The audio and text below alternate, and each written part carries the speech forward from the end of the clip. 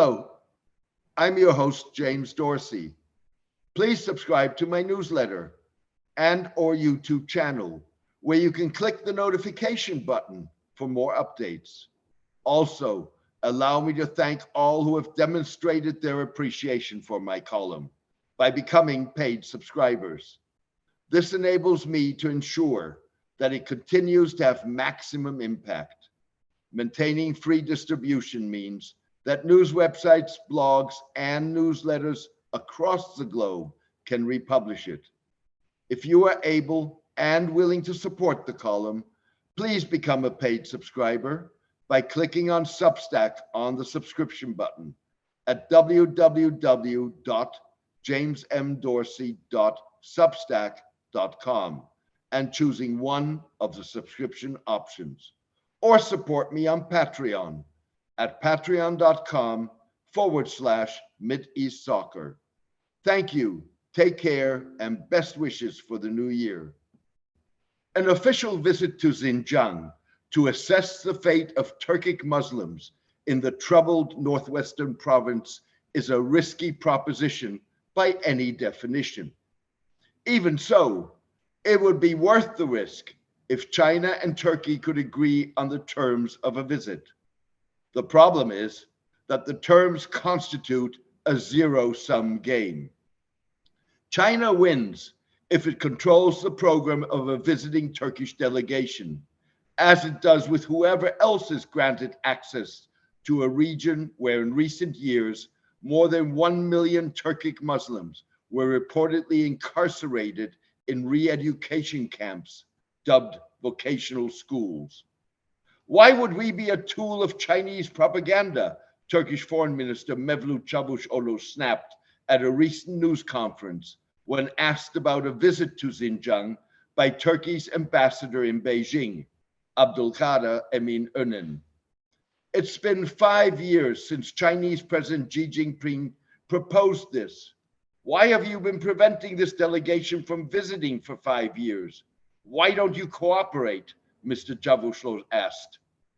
The foreign minister conceded that Turkish-Chinese ties have suffered over Beijing being disturbed by our attitude on the Turkic Uighurs issue, including a Turkish refusal to extradite to China Uyghurs resident in the country.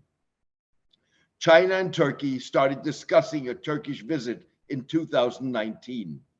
However, the talks were put on ice when China effectively closed to shield the nation from the COVID-19 pandemic.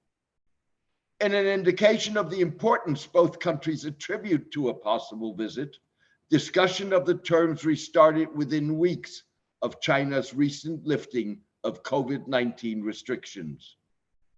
By controlling Mr. Önen's program, China is seeking to ensure that he walks away from his visit, praising the Chinese administration of Xinjiang. Coming from Turkey, endorsement of China's effort to sinicize Islam and turn Uyghur identity into a folktale would have particular significance. Turkey has long fashioned itself as the hub of a Turkic world that stretches from the Turkish diaspora in Western Europe through the Balkans, across the Caucasus and Central Asia into Xinjiang, and a defender of threatened Muslim communities. Moreover, Turkey is home to the largest Uyghur exile community. The blue flag of East Turkestan, as Uyghurs describe Xinjiang, is banned in China, but flies in shop windows and restaurants in Istanbul neighborhoods, heavily populated by the ethnic group. Mr. Çavuşoğlu's rare public challenge of China could prove a first test for China's newly appointed foreign minister, Qin Gang. China has yet to respond to Mr. Çavuşoğlu. A former ministry spokesperson, a deputy director general of its information department, and most recently, ambassador to the United States, Mr. Qin made his name as a pioneer of China's wolf warrior diplomacy, involving confrontational and coercive responses to criticism of the People's Republic. Positioning Turkey as unwilling to walk on a Chinese leash, Mr. Çavuşoğlu is brandishing the nationalist credentials of his ruling Justice and Development, or AK party, AKP, and President Recep Tayyip Erdogan in advance of a critical election later this year. With Uyghurs on their minds, more than half of Turks polled in multiple surveys over the past 2 decades express critical and or negative attitudes towards China. In one of the latest polls, a survey conducted by the Center for Turkish Studies at Istanbul's Kadir Has University in 2022 concluded that only 27% view China positively.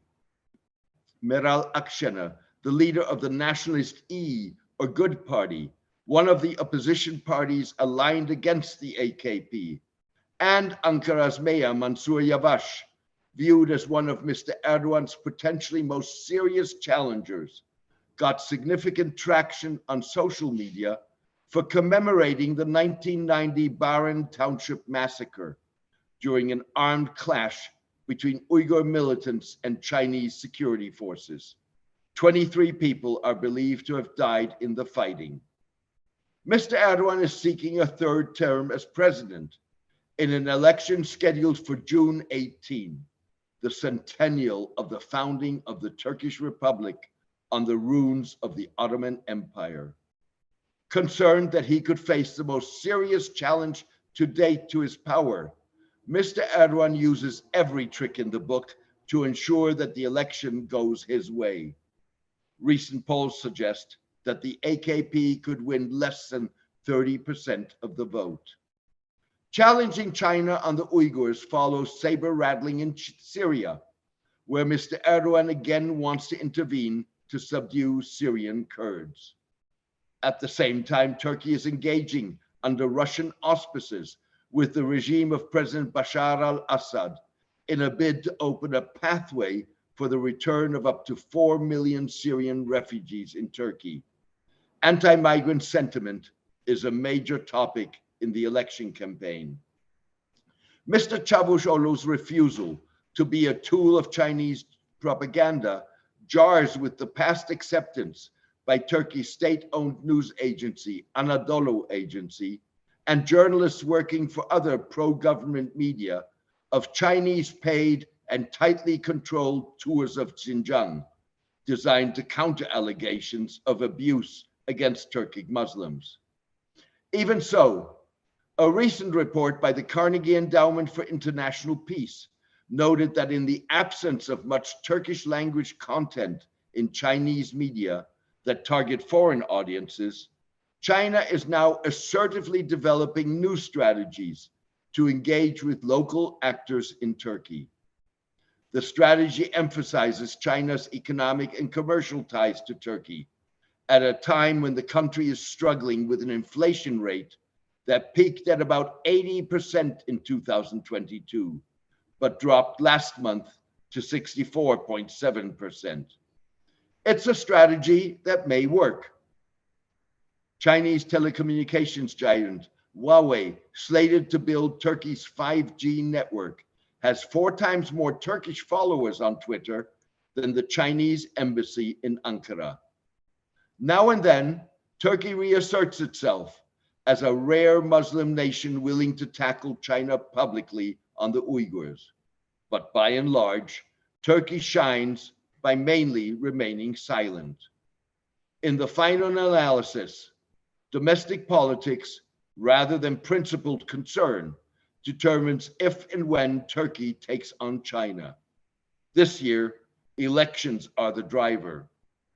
As a result, Uyghur exiles fear that their utility is temporary and that they ultimately could be sacrificed on the altar of Turkish-Chinese economic relations. Said one exile, "Our existence is tenuous. Our space in Turkey is shrinking." Thank you for joining me today. I hope you enjoyed the podcast. Also, thank you to all who have demonstrated their appreciation for my column by becoming paid subscribers. This allows me to ensure that it continues to have maximum impact. Maintaining free distribution means that news websites, blogs, and newsletters across the globe can republish it.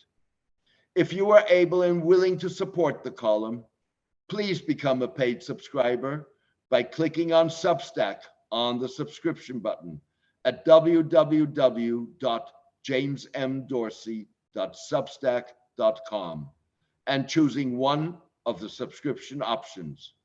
Or support me on Patreon at patreon.com/MidEastSoccer. Please join me for my next podcast in the coming days. Thank you. Take care and best wishes for the new year.